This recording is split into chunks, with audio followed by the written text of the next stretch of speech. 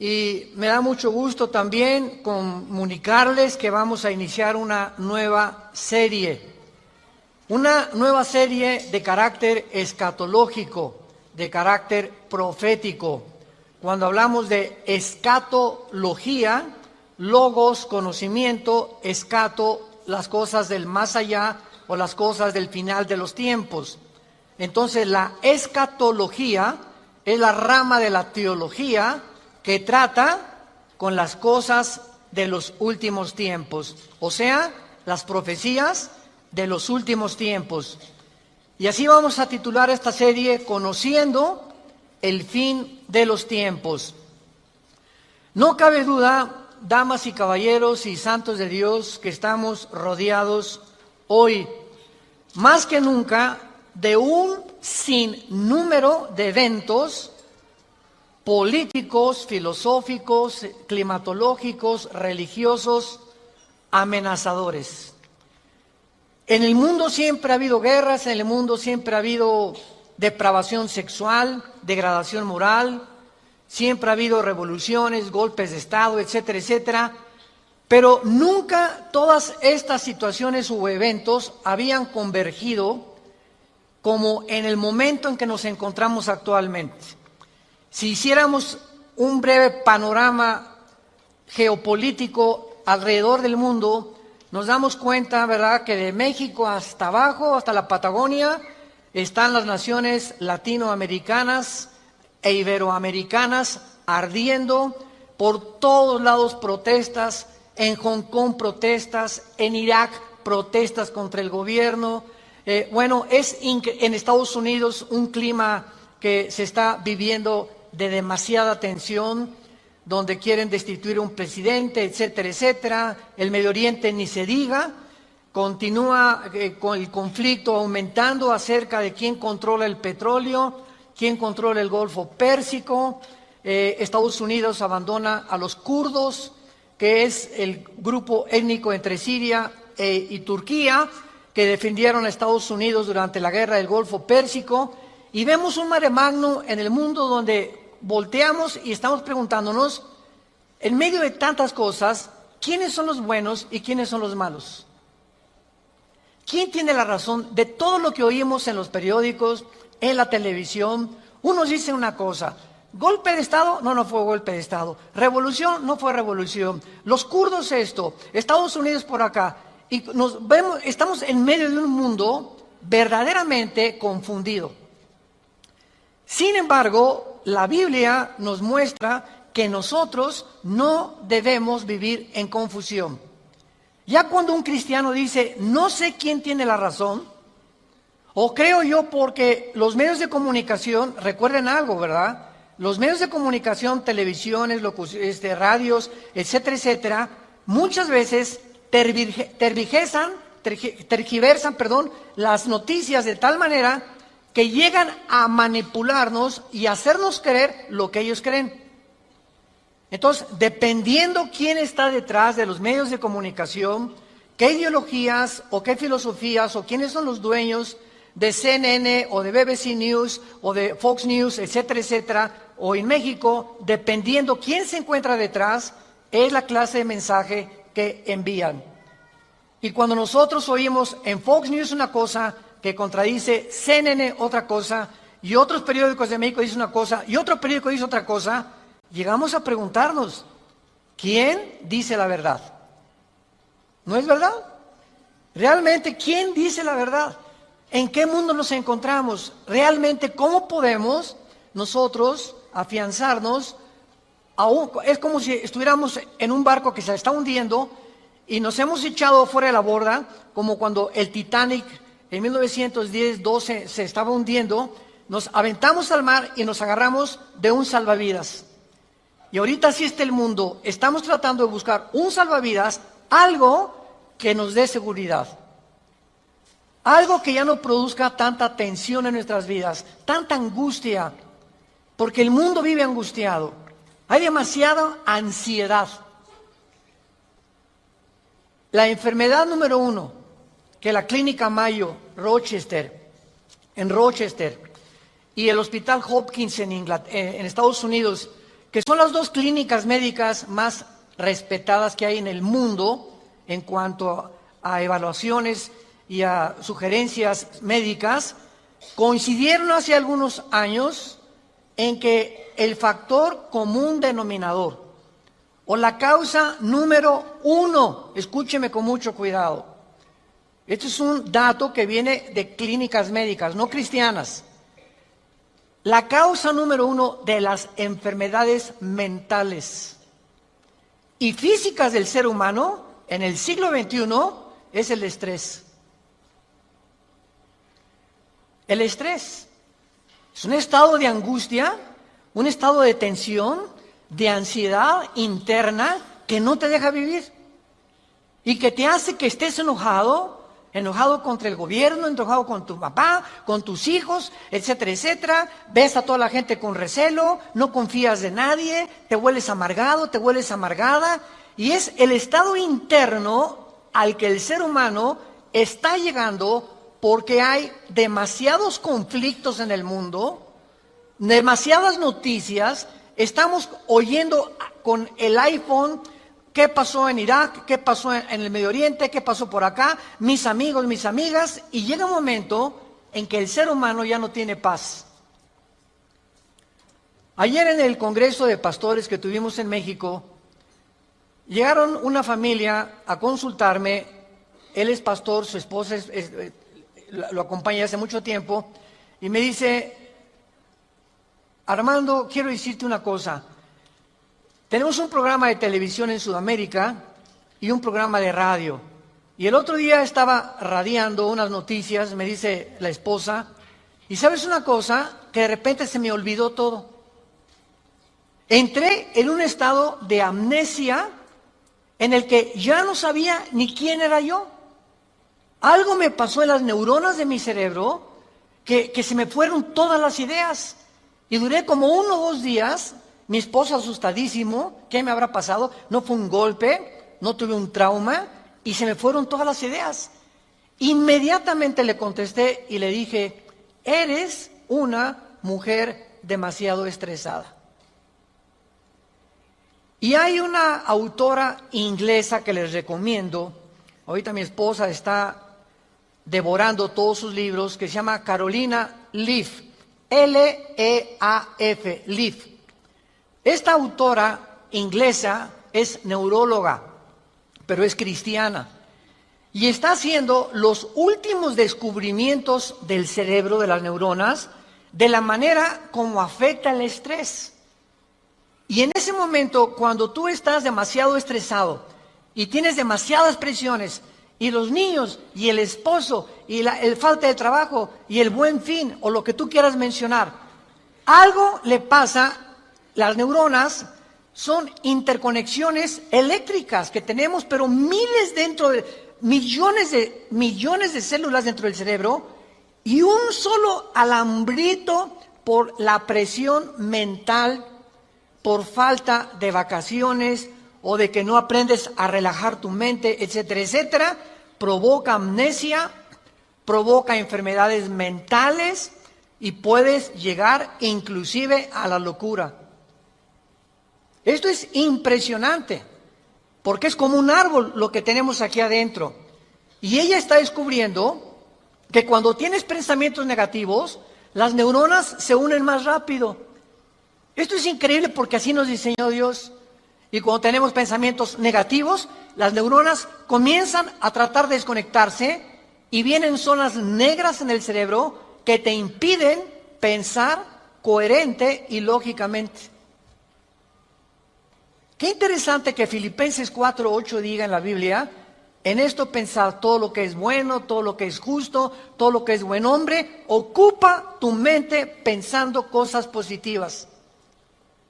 Porque la gente que está continuamente pensando el mal, o qué mal hacer, o estar negando a Dios en su mente, algo afecta las neuronas del cerebro científicamente. Y cuando venimos a la Biblia nos damos cuenta, ¿verdad?, que se están derrumbando todas las ideologías. El comunismo ya no es el comunismo, porque el comunismo que yo practiqué, por ejemplo, ustedes muchos saben que antes de que yo fuera cristiano, fui comunista, fui ateo. A los 12 años me decepcioné de la religión que nos inculcaron y llegué a negar a Dios. Las religiones son un engaño, todas quieren explotar a la gente. Esos eran mis pensamientos.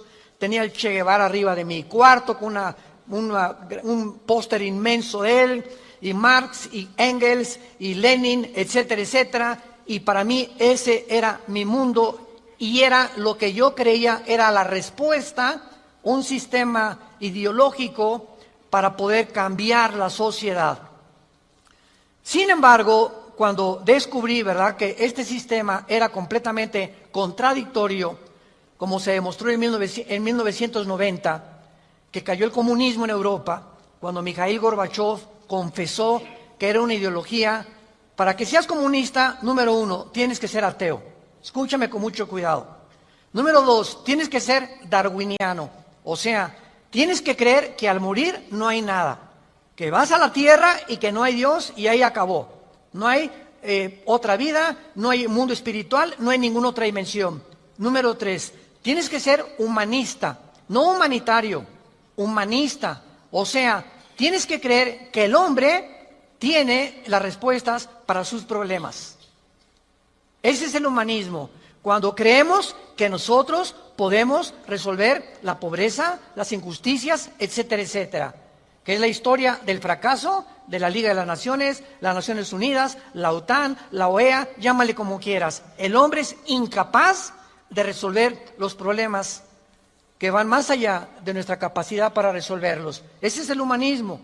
Entonces, si no hay esta plataforma, no eres comunista, es una mentira. Y ahora los últimos comunistas o los últimos demócratas o los últimos que han tratado de implementar diferentes sistemas de pensamiento, se dan cuenta que están ya mezclando una ideología, comunismo con democracia, con capitalismo, porque no ha funcionado. Porque es la confusión a la que hemos llegado. Y como dijo don Teofilito en México, ni lo podremos alcanzar jamás. Porque no hay ningún sistema de gobierno perfecto. Decía Winston Churchill, entre los sistemas de gobierno, el mejorcito es la democracia, pero no es perfecta tampoco. ¿Por qué? Porque somos seres humanos que necesitamos a Dios. Necesitamos a Dios. Necesitamos una guía, necesitamos un manual, necesitamos una luz. Y por eso el mundo está perdido completamente. Me decía el otro día un piloto que es vecino de la casa de ustedes, donde vivimos, de American Airlines, me decía: Armando, le digo, oye, cuando tú vas en el avión allá a 10,000 metros, 10 kilómetros arriba de la superficie de la Tierra, 33,000 pies, 35,000 pies, ¿cómo le haces para saber si no vas para acá o no vas para acá? O vas subiendo o vas bajando, porque la cabina del piloto es pues muy poquita, nada más ve lo que está enfrente. Me dice: Armando, sería imposible que nosotros piloteáramos sin instrumentos. Los instrumentos nos muestran claramente la dirección que vamos a llevar, a qué altura estamos, etcétera, etcétera. Sin instrumentos, un capitán de un barco en medio del océano no sabría cuál es el norte, el sur o a dónde irse si no tuviera una brújula. Y así nosotros no sabemos a dónde ir si no tenemos instrumentos, si no tenemos un mapa que nos ha dejado Dios, que se llama las Sagradas Escrituras. Y haríamos bien en estar atentos a este libro como una antorcha que alumbra en lugar oscuro, hasta que el lucero de la mañana salga en nuestros corazones. Vamos pues a abordar este tema y esta serie, porque ante todos los eventos que está el mundo atravesando actualmente, que amenazan nuestra tranquilidad, nuestra familia, nuestro futuro, provocan ansiedad, angustia.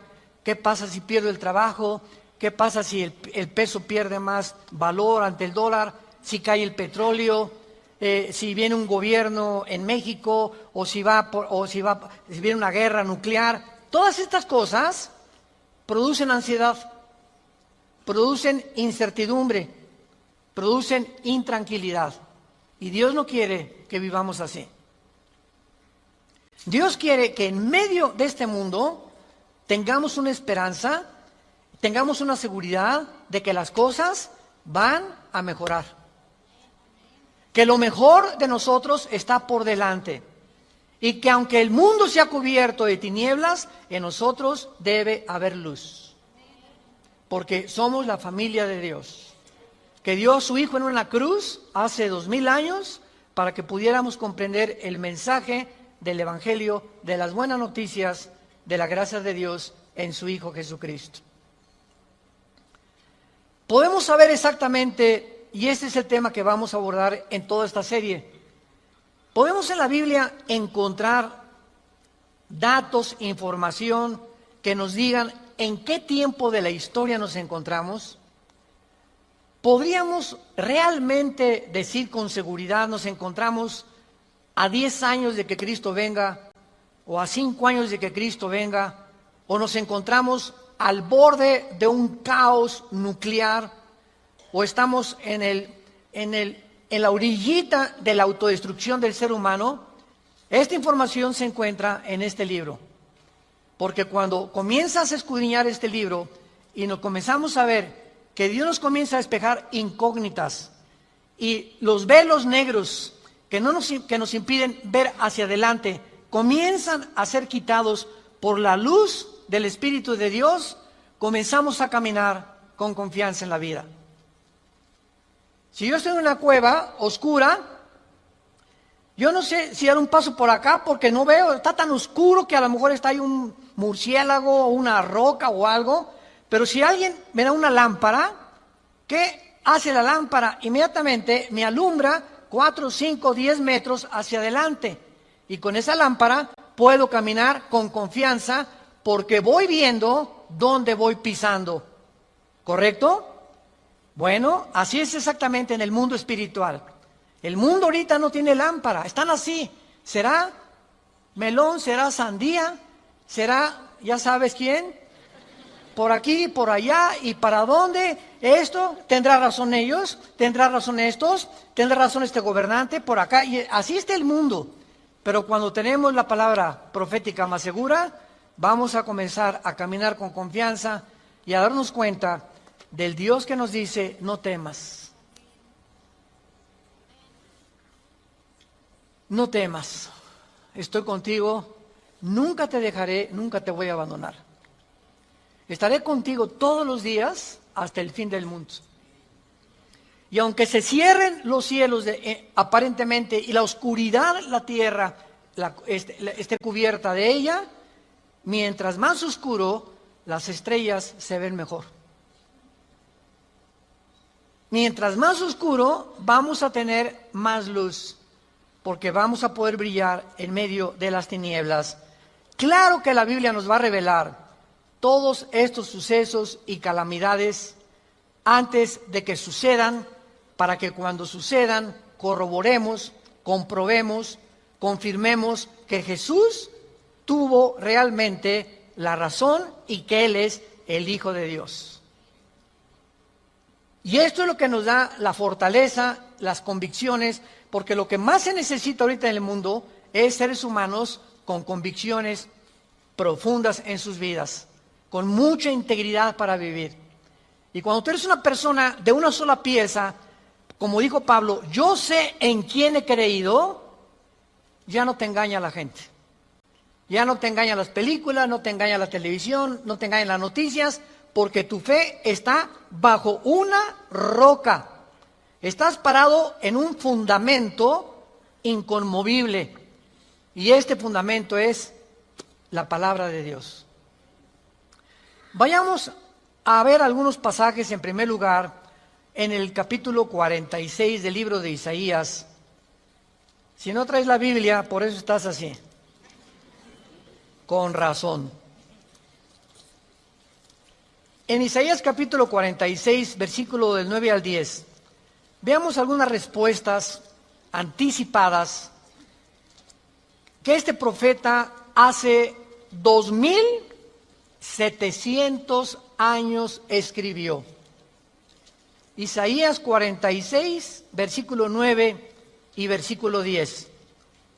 Dice Dios: acuérdense de las cosas pasadas desde los tiempos antiguos, porque yo soy Dios y no hay otro Dios, y nada hay semejante a mí, que anuncio lo porvenir, desde el principio y desde la antigüedad, lo que aún no era hecho, que digo, mi consejo permanecerá y haré todo lo que quiero. En este pasaje Dios claramente nos muestra que Él va a demostrar, el Dios de la Biblia, que Él es Dios. Y que todos los demás dioses, ¿verdad?, no son realmente más que ídolos, y aunque detrás de todo esto hay criaturas espirituales que se le llama dioses en la Biblia, Él es el Elohim de los Elohim. Él es el Dios de los dioses, Él es el Rey de todos los demás súbditos que ocupan el universo. Y que Él nos va a anunciar lo que va a venir para que sepamos algo. Lo que Dios dice va a permanecer. Y va a hacer todo lo que Él ha dicho que va a hacer en la Biblia. Veamos otro pasaje en el Nuevo Testamento, en Primera de Juan. Antes del Apocalipsis está Primera de Juan, para que no andes por el Éxodo. En Primera de Juan, capítulo 4, versículos 5 al 6, el apóstol, el último de los apóstoles de Jesucristo, que murió a los 93, 92 años de edad, fue el último que murió de ellos, escribe, Primera de Juan 4, del 5 al 6, ellos son del mundo, siga con cuidado esta lectura, ellos son del mundo, por eso hablan del mundo, y el mundo los oye. Nosotros somos de Dios, el que conoce a Dios nos oye, el que no es de Dios no nos oye. En esto conocemos el espíritu de verdad y el espíritu de error. Tú prendes el radio y dices, ¿qué quiero oír? La charrita del cuadrante. Bueno, porque eso es lo que quieres oír. Pero al mismo tiempo tu apartito de tu radio tiene ondas y tiene FM, tiene AM y tiene como 50 estaciones más que tú puedes oír. En el FM 91.3, 1440, etcétera, etcétera, ¿verdad? Pero tú sintonizas lo que tú quieres oír. El mundo espiritual que nos rodea, ahorita aquí cerca de nosotros, todas estas ondas radiales y de video y de televisión están pasando junto a nosotros, pero ese aparatito las capta, son invisibles.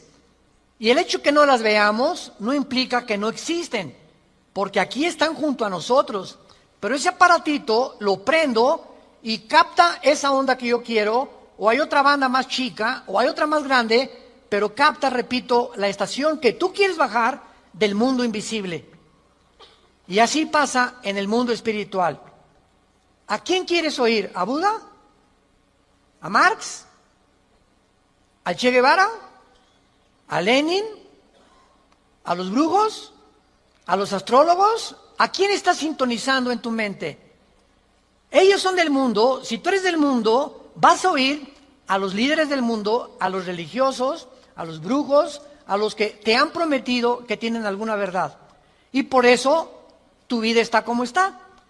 Pero si tú quieres sintonizar la frecuencia de Cristo, entona a Cristo en la Biblia. Entonces, por la forma y a quienes oímos, podemos confirmar si somos o no somos hijos de Dios. El que es de Dios, oye a Jesús. Mis ovejas, Juan 10, oyen mi voz y me siguen. Y yo les doy la vida eterna. Y no oirán la voz del falso pastor. Y aquí se trata de tu destino eterno, de tu familia, de tu matrimonio, de tus hijos. Tienes que aprender a discernir la voz de Jesús. En medio de tantas voces en la televisión, en los programas, en los radios, en libros que hay que nos rodean por todos lados, ¿a quién estás oyendo? ¿A quién estás leyendo? ¿Qué tipo de lectura tienes? ¿Qué tipo de actividades tienes para saber si tú eres y tienes el espíritu de verdad o tienes el espíritu de error? Muy bien. En la Biblia tenemos tres principales fuentes de información de las profecías bíblicas. Esto es bien importante. Hay tres fuentes de información en la Biblia, que vamos rápidamente a verlas, que nos muestran la fase final de la historia humana en tres pasajes de la Biblia y que nos vienen realmente a confirmar en qué época nos encontramos. Estas tres son, en primer lugar, el Sermón del Monte de Jesús, que se encuentra en Mateo 24, Marcos 13 y Lucas 21. ¿Cuál es el Sermón del Monte? Cuando los discípulos se acercaron a Jesús, dinos, ¿cuándo será la señal del fin del mundo? ¿Cuándo serán estas cosas y cuándo será la señal de que tú vas a regresar? Y ahí Cristo comienza a enumerar una serie de eventos y señales. Habrá guerras, falsos profetas, muchos van a ser engañados, pestes, terremotos, y será el principio de los dolores. La segunda fuente de información se encuentra en Primera de Tesalonicenses, capítulo 4, del 3 al capítulo 5, versículo 4. Esta revelación la compartió el apóstol Pablo de los últimos tiempos. Y la tercera revelación acerca de los últimos tiempos la encontramos en el libro del Apocalipsis, del capítulo 5 al capítulo 19. En estos capítulos se encuentra claramente todo lo que la planeta Tierra y la humanidad va a atravesar. Ahora, muy bien, cuando estudiamos estos pasajes, podemos concluir que efectivamente vendrán tiempos difíciles al mundo, sorpresivos y amenazadores, que es de lo que hemos estado hablando en los últimos 10, 15 minutos. Nadie puede negar que vivimos en un mundo conflictivo, amenazador, que ha llenado al mundo, a los seres humanos, de ansiedad, de intranquilidad, de falta de paz, de suicidios, de mejor me quito la vida, o me emborracho, o me drogo. ¿Por qué los jóvenes se drogan? Pues porque es una forma de evadir la realidad. La realidad para muchos jóvenes es tan negro y tan negro lo que se ve en el mundo que ya no quieren o no creen que pueden atravesar esa cortina oscura, no creen que hay una luz detrás y se enfrentan a un mundo que parece que se los está comiendo, tragando, y prefieren salir de este mundo. Los que se drogan, ¿por qué se drogan? Los que se emborrachan, ¿por qué se emborrachan?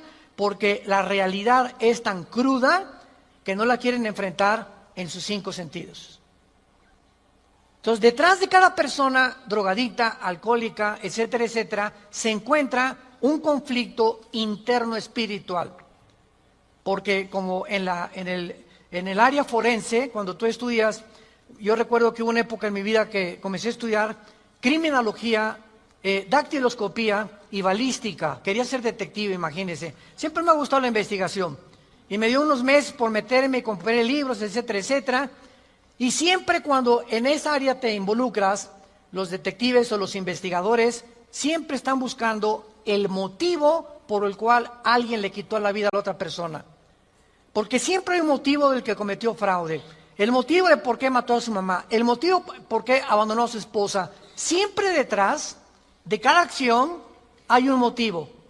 Y cuando descubrimos el motivo, nos ayuda a poder tener una pieza del rompecabezas más clara para poder averiguar o decidir quién fue el asesino o quién fue el ladrón o quién se encuentra detrás de eso. Y cuando nosotros vemos esto, ¿verdad?, que el motivo por el cual la gente hace lo que hace en el mundo, nos damos cuenta que el mundo está espiritualmente muriéndose. Y nosotros tenemos la medicina. Qué triste que tengas compañeros en tu escuela que estén tan confundidos, que no les has hablado jamás de Cristo, que tengas amigos que haces negocios con ellos, que tengas un taller de carpintería, de plomería, o eres mecánico o abogado en tu bufete o un médico, y la gente a tu alrededor, vemos a la gente, caras vemos y están llorando por dentro, están deshechos por dentro. Que si esa hermanita, la enfermera que diga, ay hermanita doctora, ¿cómo está? Muy buenos días, ¿verdad? Y te encierras con ella y te pones enfrente de ella, te puede olvidar, se quitan esa máscara que están usando y caen en una expresión de llanto, de angustia que están escondiendo, poniéndose una máscara de aparente felicidad. Y así las personas que tú ves, no es cierto que son lo que estás viendo. Detrás de cada persona se encuentra un drama. Se encuentran problemas más allá de lo que podemos imaginarnos.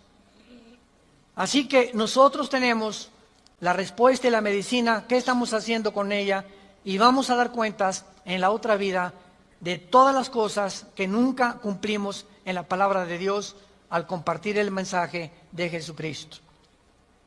Ahora bien, vayamos a Mateo 24 y veamos rápidamente que del estudio de estos 3 pasajes que acabamos de mencionar, el Sermón del Monte, Primera de Tesalonicenses 4 y el libro de Apocalipsis, podemos concluir, para poner el tapiz, el fundamento de nuestra serie que vamos a seguir desarrollando, que efectivamente estamos en el tiempo de eventos muy amenazadores, sorpresivos, y aunque nosotros los cristianos no querramos ver, ni vamos a estar, esto está garantizado, nosotros no nos vamos a encontrar en los acontecimientos del libro del Apocalipsis. La iglesia no va a encontrarse en los acontecimientos de Primera de Tesalonicenses 4, ni tampoco en el Sermón del Monte, más que en lo que les voy a mostrar ahorita. Y no vamos a ver nosotros el Armagedón. Creo que no vamos a conocer tampoco al Anticristo, pero hay algo que vamos a atravesar para que nos vayamos preparando y para que entendamos que para poder enfrentar lo que se viene, se necesita carácter. Carácter. ¿Qué es el carácter? Es la formación interna que el Espíritu Santo nos quiere dar, donde estableces fundamentos y convicciones inconmovibles en tu vida. He decidido hacer esto, lo haces. Puntualidad, responsabilidad. Una persona, un cristiano irresponsable, tiene mucho que trabajar con su carácter. Un cristiano que siempre llega tarde a todos lados, tiene que trabajar mucho con su carácter. Decía hace algunos años, cuando Henry Ford hizo el primer carro modelo T, 1904, corría como 25 kilómetros por hora, su hijo Henry Ford II tomó la Ford Motor Company, la compañía de carros Ford en Estados Unidos, que fue la que más comenzó a vender carros a principios del siglo XX, y este hombre llegaba a la compañía de Ford y ponía al jefe de la planta, al jefe de la administración, al jefe de la supervisión, ponía a líderes en cada departamento. Y él llegaba cada 2 o 3 meses, y si ese líder no hacía que funcionara la planta que él le había dado, lo corría. Dice, un líder, decía Henry Ford II, es la persona que hace que las cosas sucedan. Y si tú estás al frente de una responsabilidad y no cambias la situación, o no cambias la manera de pensar de los hombres o de tus soldados que tienes bajo tu responsabilidad, tú no eres líder. Entonces, qué importante es que la Biblia dice que todos nosotros debemos ser líderes. Y si somos líderes, tenemos que hacer cambiar las cosas de alguna manera. Vas a hacer cambiar a tu amigo y vas a hacer cambiar a tu amiga y vas a hacer cambiar a tus amigos de la escuela, hasta a tus maestros vas a confrontar algún día. Discúlpeme, maestro, con el respeto que se merece, no venimos del chango. La evolución es una teoría que está completamente destituida desde que descubrieron el ADN en 1954. Por favor, actualícese más, maestro. Entonces, cuando comenzamos a entender eso, es cuando comenzamos a comprender que este mundo, dice la Biblia, la mayoría serán engañados. Los mismos escogidos serán engañados porque hay millones de cristianos sin carácter, flojos, irresponsables, impuntuales, sin falta de integridad. A nadie le hablan de Cristo, no comparten las buenas nuevas, no tienen convicciones profundas que los hacen ser gigantes, guerreros de Dios. Dice Mateo capítulo 24 en el Sermón del Monte el Señor Jesucristo, porque se acercan los discípulos para hacerle preguntas, versículo 3, Señor, dinos, vean las 3 preguntas que le hacen hace 2000 años. 1, ¿cuándo serán estas cosas? Querían saber el tiempo los discípulos. 2, ¿qué señal habrá de tu venida? O sea, ¿habrá alguna señal que podamos percibir de que tú ya vienes al mundo? Y 3, ¿y hay alguna señal de que el mundo se va a acabar?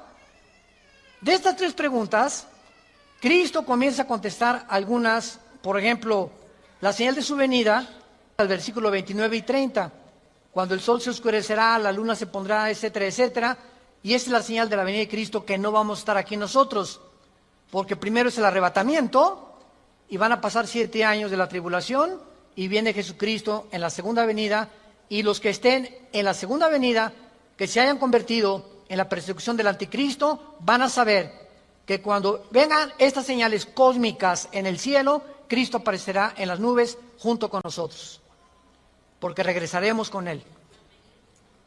Pero lo que me interesa compartirles es el versículo 6 en adelante, que es lo que nos atañe a la generación que estamos viviendo. Oirán de guerras y rumores de guerras. Miren que no se turben, porque es necesario que todo esto acontezca, pero aún no es el fin. Porque se levantará nación contra nación y reino contra reino, y habrá pestes y hambres y terremotos en diferentes lugares. Muy bien, si leemos solamente el versículo 6, oirán de guerras y rumores de guerras, toda la historia han sido estos, ¿no es verdad? Desde que Caín asesinó a Abel, que Caín asesinó a su hermano Abel, toda la historia, de acuerdo, lo quieres apuntar, al Instituto para la Investigación para la Paz, en Suecia, Estocolmo, dictaminaron que de los 6,000 años aproximadamente de historia que tenemos, de 6,000 años, solamente ha habido 25 años de paz. La historia humana es una historia de guerras, guerras, guerras, guerras, guerras, guerras. En 6,000 años, 25 años de paz. O sea, siempre ha habido conflictos, revoluciones, golpes de Estado. Es la historia de nosotros. Pero entonces ahí podríamos quedar confundidos. Oye, Señor, ¿de qué estás hablando? Siempre ha habido guerras. Versículo 7, Él lo explica. Porque se levantará nación contra nación y reino contra reino.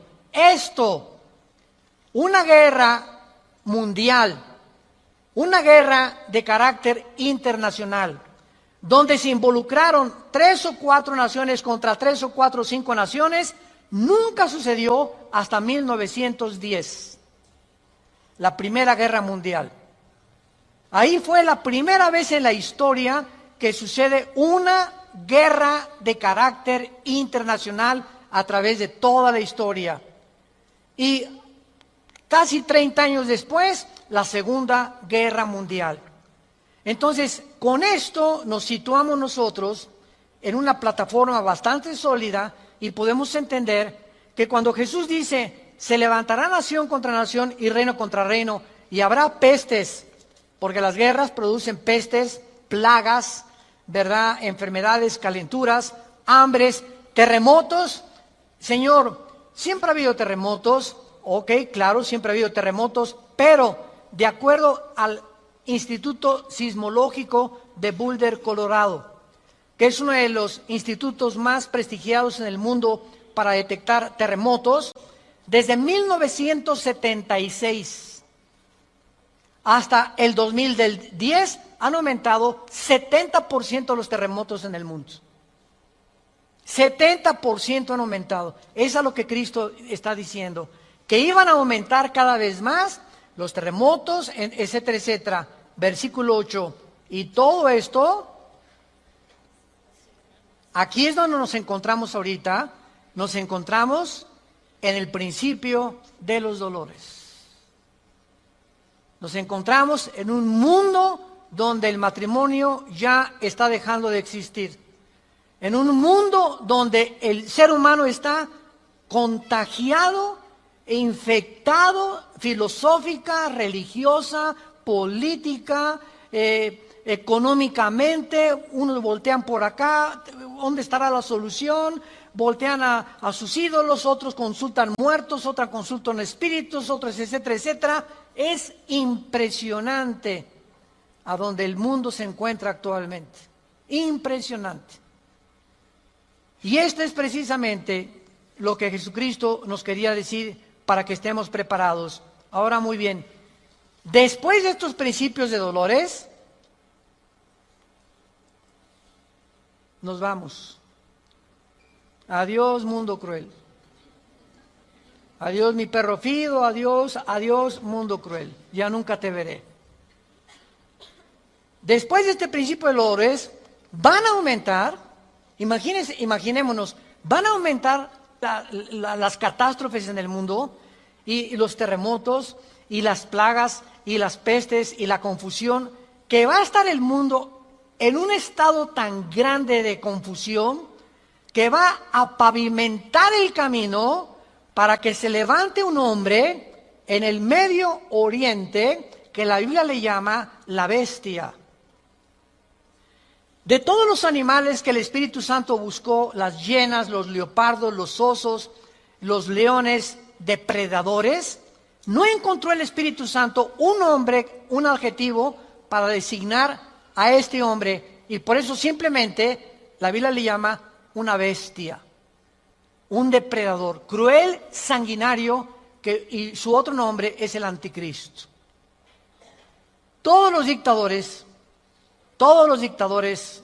síganme con cuidado, de la historia, todos han surgido de un mundo caótico.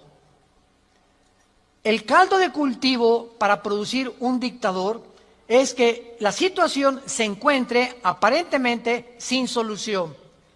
Corrupción, oscuridad, etcétera, etcétera. Y en medio de esto surgen hombres prometiendo mejorar las cosas.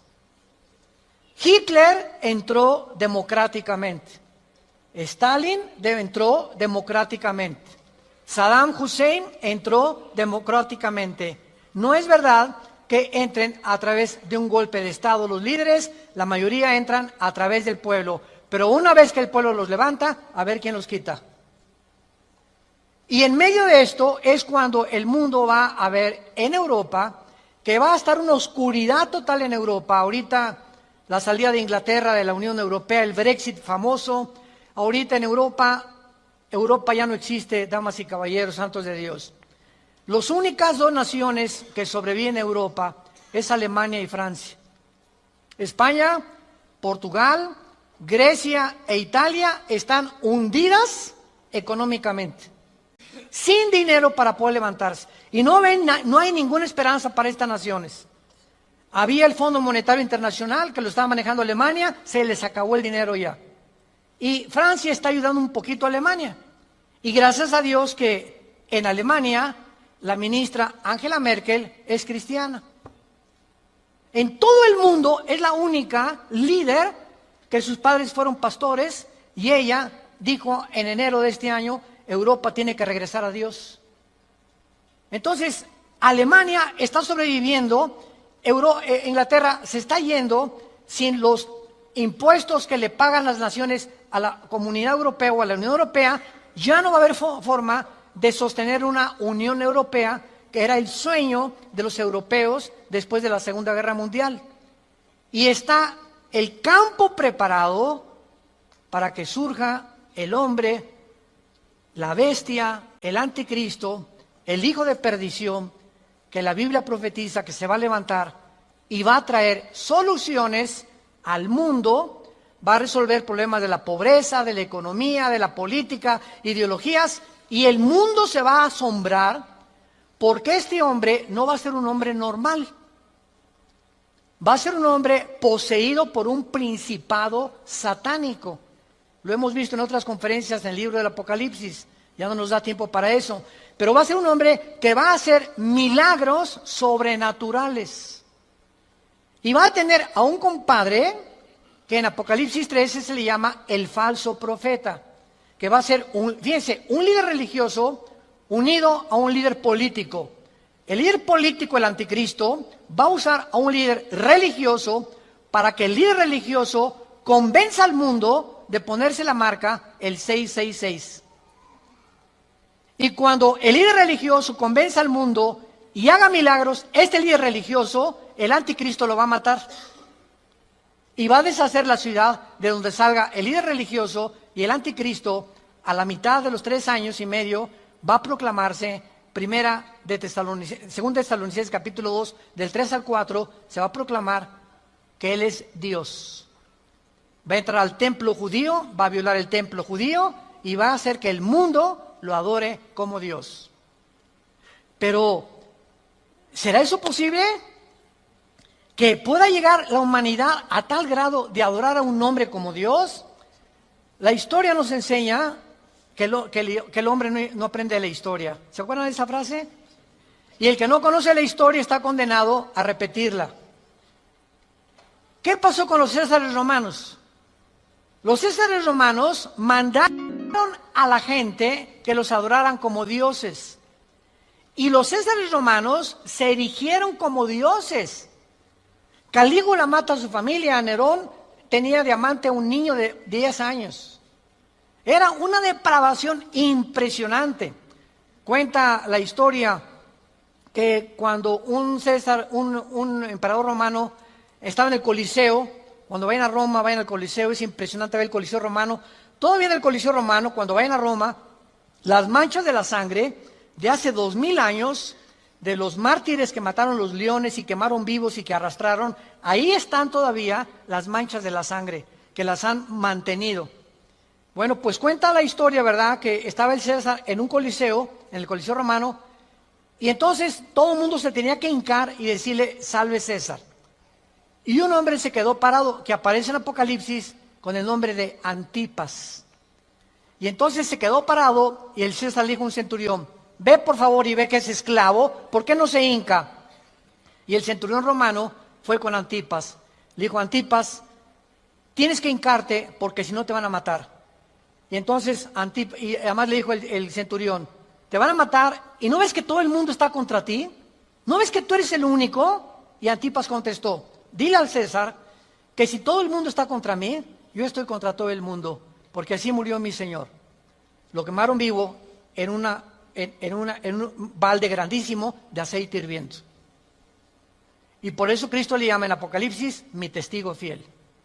Va a llegar un momento, santos de Dios, en que el mundo va a estar contra nosotros y ahí se van a denotar tus convicciones. Y si tus amigos están contra ti y tu familia está contra ti y el mundo está contra ti, nosotros estamos en contra de ellos. Porque nuestra fidelidad es al Hijo de Dios por los siglos de los siglos. Te damos gracias, Señor, por tu palabra.